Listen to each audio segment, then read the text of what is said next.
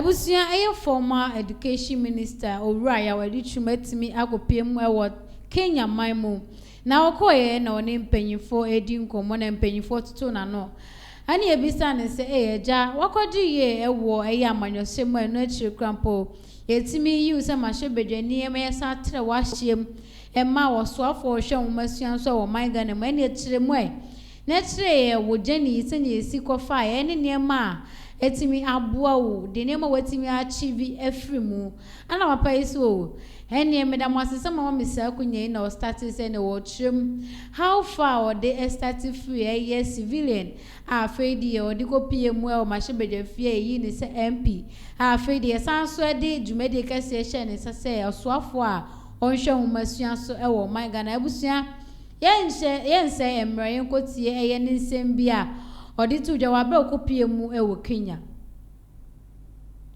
Came to California, visited one of my schools. He was amazed that a Ghanaian could go to America and build schools. There at that time about 200 workers who were working for me. And he asked me, would you consider coming back to Ghana to help me change the education system? And the response was, yes, I will consider. But it was not easy. I grew up very poor in Ghana, and I was in America having the American dream. 200 workers working for me, a black man in America, and it was a good life. Then somebody is saying, come. So I met with a mentor of mine who happens to be a former congressman, and I asked him, should I go to Ghana, should I stay in America? And he said, yeah, I'll tell you one thing, you've done fantastically well in America, but America can do without you. But maybe your country cannot do without you. He spoke to my heart. I was ready to come. I went home and told my wife, we are going back to Ghana. He said, going back to Ghana after 26 years? Are you serious? Yes, we are going. And long story short, I found myself in Ghana. I ran for parliament, elected, and the president asked me to be a deputy minister for education. The president had a vision in Ghana to transform the education system, and that is why he asked me to come. He said high school should be free, and people were saying, how? It's impossible. He said it was possible. He handed the responsibility to us. The reason I'm bringing this up is this. When you have a determined president, everything is possible. And that is why when I look at the curricular framework and the work that we are doing here, I was excited to have been invited. You see, in education, there are three things that you have to do in order to transform it and make education relevant to the fortunes of your country. You have to look at access. You have to look at the quality of the education system, and you have to look at relevance of the education system. Every aspect of this is being tackled in this country, just like we are doing in Ghana. So when my president began the free senior high school, and people said it was not going to be possible, they were right when they said, you don't have the buildings. But because he was determined, we had to borrow from America and got a strategy that enabled us in 1 year to increase enrollment by 150,000 without building a new school block. And that is what a determined president allowed you to do. The political risk was huge. But he said, go ahead with your knowledge, support your minister, get it done. And we got it done. And we introduced a double track system in Ghana. And as I said, go 150,000 students to go to school. Then we have to look at curricular reform just like you are doing. It seems like Ghana and Kenya are twins. And I've come here to realize that most of the things you are doing, we're also doing. And as I talk about access, you've done fantastically well. I look at your numbers, it's amazing. Then you are looking at quality through the reform of your curriculum. You see, the olden days where the teacher expected you to just memorize facts to him or her and you are the best student, it doesn't pertain anymore. If you do that, you are not going to change your country. Yeah, they will memorize it to you, but they walk into that company and the CEO is not expecting them to memorize and they fumble. The Brookings Institution recently did a study and it said that we, the developing countries, if we had to catch up with the rest of the world, the developed nations, it's going to take 120 years. And they recommended that the countries that are going to do well are not the ones who are going to wait till they finish access and look at quality. and then relevance. They said the countries that are going to do well are the ones that will tackle the issues of access, quality, and relevance at the same time.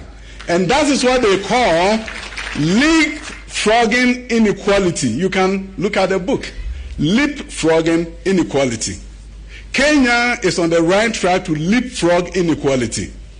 And based on what I've seen and what you are doing, it's not going to take you 120 years. It's going to take you shorter than that. The Asian tigers that we talk about, it didn't take them that long because they did everything concurrently. In South Korea, at the time of independence, Ghana had more money than them, and probably Kenya also had more money than them. How did they do better than us? They did it concurrently. As the economy was improving, they were investing heavily in education.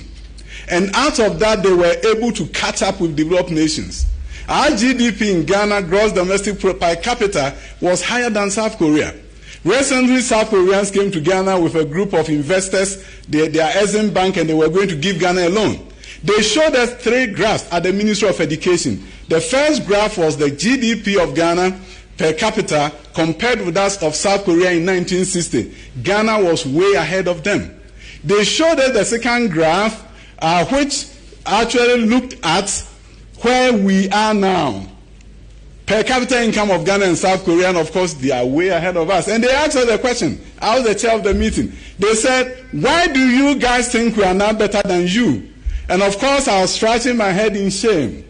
Somebody comes to your country and asks you, why am I better than you? And then they showed us the final graph. The final graph was a gross tertiary enrollment ratio of South Korea and Ghana compared. That is, if you take the youth between 18 to 23, how many of them are in some kind of tertiary education, whether it's nursing, teaching, any other thing at the tertiary level? Ghana was 16.19% and South Korea is 93.6%. So they said, this is why we are here to give you a loan so that you can build a university. And I promised myself that the next 60 years, I don't want my grandson to sit in a meeting like that. I want to tell you one thing. I landed at the airport and I saw the airplanes and beautiful ones. We don't have a national airline. You guys do. And you said it's the pride of Africa. And truly you are the pride of Africa. Because it really made me proud to see that another African country has all these airlines. But also what occurred to me was that if I look at the example of Brazil, the Embraer aircraft, it was a university that partnered with MIT and invented it. So my challenge, and I met with my colleague, the Secretary for Education, I said, Mr. Secretary for Education, when can we create aerospace academies for students in primary 1 all the way to high school? Because that is what is done in America. When I was building schools, we are not waiting for the students to get to the university for them to understand aeronautical sciences. There are schools from KG to high school focused on aeronautical sciences, tapping talents of students who are interested in this field across the country. And when we do that in Kenya, you will just not fly airlines, but you are going to have children who will be excited about transforming this country to do through the aerospace industry, and your children are going to build the airplanes that you'll be flying. And I tell you, I know what I'm talking about, because in America, it will take me about 50% of my effort in the classroom as a mathematics teacher to get the student to pay attention to me. I go to Ghana, I walk into the classroom, the student will stand up for me, and they will not sit until I tell them to sit. The children of Africa are ready to learn. And if we don't get them to be the best in the world, it's not their fault, it's our fault. And that is why I want all stakeholders to rally behind your great president. His vision is clear, and I'm not saying it as a politician, I'm saying as an education expert, as someone who has a PhD in education policy and administration from University of Southern California, and somebody who has built schools in the US, that there's something great about what we have embarked upon. There will be challenges. But don't allow the challenges to stop the vision. I know the time is limited, but I'll tell you one story. When we started free senior high school in Ghana, and we started with a double track, and the president promised Ghanaians that 5 to 7 years I will eliminate it. You see, when the president speaks, it's a law unto us. So we had to go and say, how are you going to do it? And then we got an innovative idea which says we have a dedicated source of funding from the government through taxes for school infrastructure development. So why don't we project what the revenue will give us in 10 years' time and look at what the Americans do when they are building schools.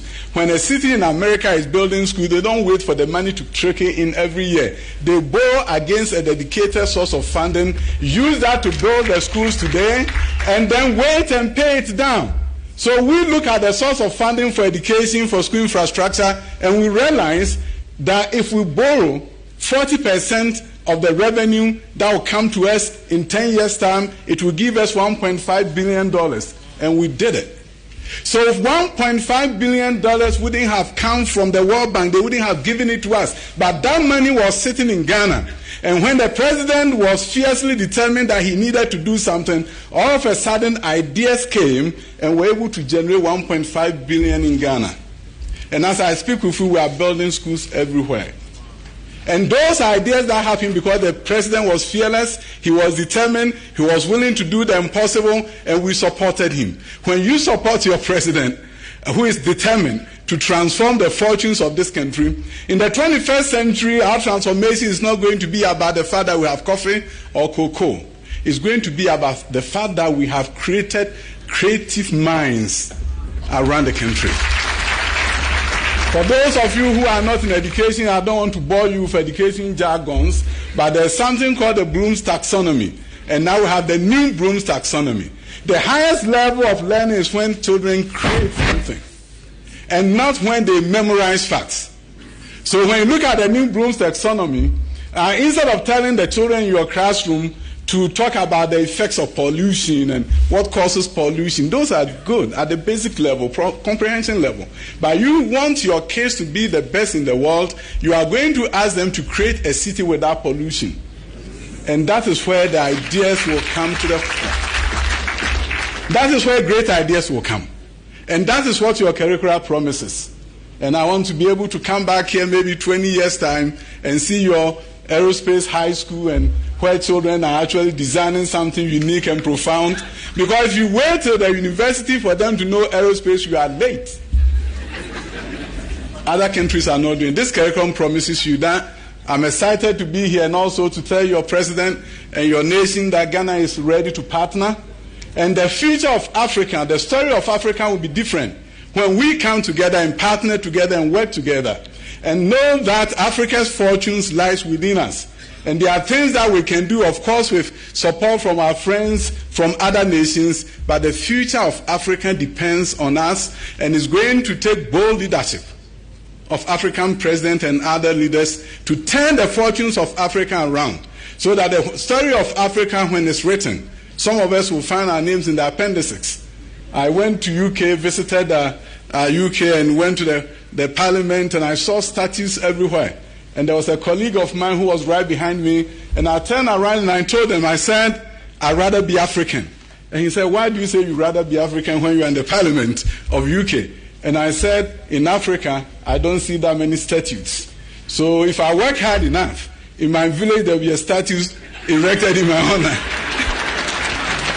So when all of us work together and work hard together, it's not just going to be the story of our illustrious president, it's also going to be that under his tenure, under